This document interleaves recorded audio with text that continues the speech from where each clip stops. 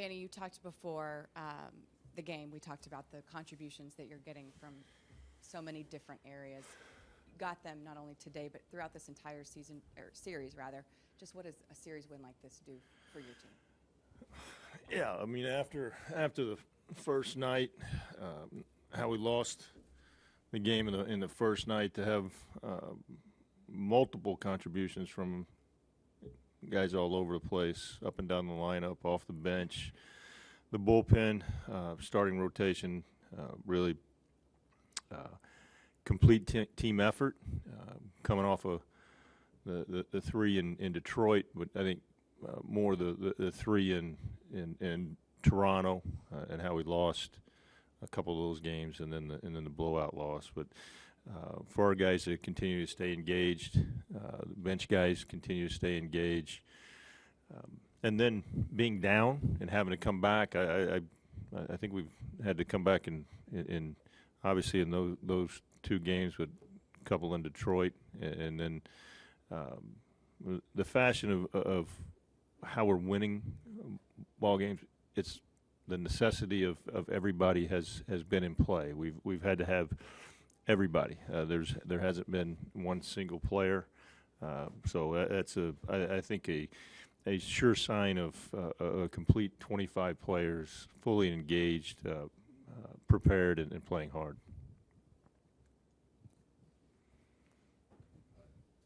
Prince had a couple doubles. Both pretty big. I'd imagine that felt pretty good for him. Yeah, and again, I mean, I'll go back to, I mean, in Toronto, he hit a couple balls hard. There were, he's barreled some baseballs, had come away with not much really. I think the approach of a little more selective, the walks have probably got him engaged more than anything. The seeing pitches, seeing them longer, let the ball travel.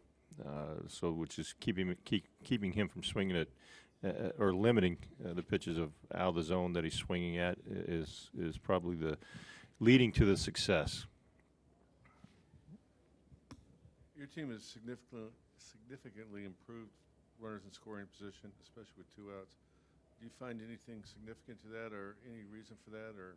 The team approach that we emphasized in spring training, that was something that kind of a point of contention coming into spring training and throughout the off season, that really we wanted to concentrate on, keep the ball in the middle of the field, drive the ball through the gaps, let the ball travel, back it up, so that we don't get a lot of the spin-offs and the chases. So again, it's when you can do that, you see pitches, you force pitchers back into the strike zone, out over the plate where you want to drive the baseball. So something we'll continue to work on. We can still improve on it, but it has been a plus for us. You know, all that stuff you were talking about before the game about making use of some of Desmond's speed in the number 2 spot and Mazara's professional at bats in the number 3 spot. Is that kind of what you envision? That's what we're looking for. That's what we talked about. What myself and the coaching staff, as we looked at our players, evaluate what their skill sets are. We took a look at it in spring training, a number of times in the lineup, and how we could utilize it during the season. It's just taken us a little while to get to that point.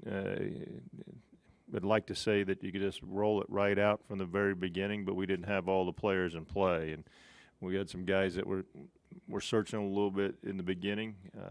Now we've got some guys that feel like that have relaxed. They understand just exactly what we're looking for, and what they mean to each other and how they complement each other. And so to make the move today for that lineup, just felt like the pitcher that we were going to face, his cadence to the plate, his set of pitches, if you will, and just how we felt that Mazara was handling the at-bats, where he had come from the very beginning. When we got him here, again, I'll go back to the walk last night, which was was huge for me in my evaluation of Mazzara and coming off of a rough night the night before and still staying engaged, and then how Desmond has been aggressive on the base paths, Rugi being able to swing the bat in that leadoff spot and get on. So, and then what that allows us to do is, again, we talk about stretching the lineup out and to get the contribution from the lower tier of that lineup is what I feel really makes this whole process go. If you're not getting the contribution lower, then you wind up stacking everybody at the top, and you're limiting yourself to really a 3-inning to 4-inning game in a situation that, where you're putting your offense together. To follow up, we could see that lineup or similar alignment again. I'm sure we can see that again. Dyson in the ninth. That Tolson had thrown 39 pitches the previous night. That's what that was. Yeah, I mean, that was just the bulk of pitches and innings and the ups for Tolly.